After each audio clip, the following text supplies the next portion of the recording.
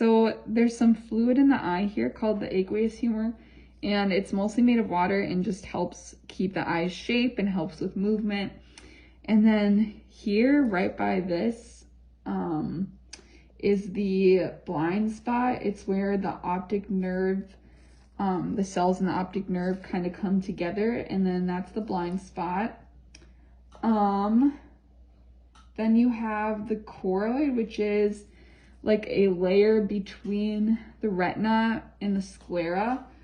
So the retina is the inner, so this would be the retina here, and the sclera is the outer layer. So then the choroid would be this like thin dark sheet in between them. Then you have the cornea. So the cornea it contains cells that help the eye see color.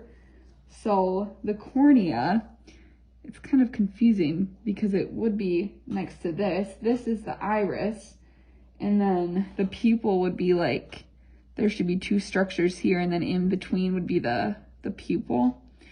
And then the cornea is like a transparent covering that helps your eyes see. And it looks a little bit cloudy, so the transparent covering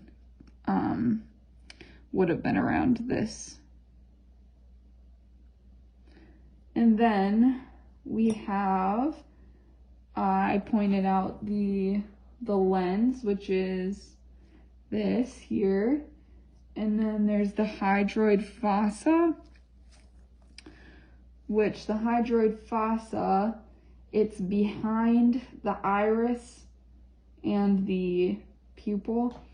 And what it does is that it just helps support and lift up the lens. So I'm not really sure where that went, but it was somewhere on here. I believe it's probably this, because that's more stable. Okay.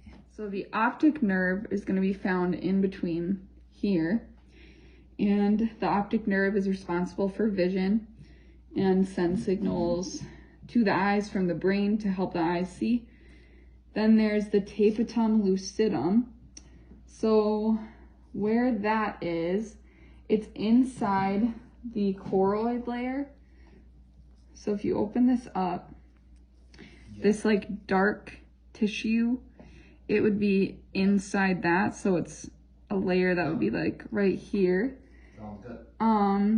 And what it does is it helps with night vision. Then there's the vitreous body, which is between the retina and the back of the lens. So it would be like right here.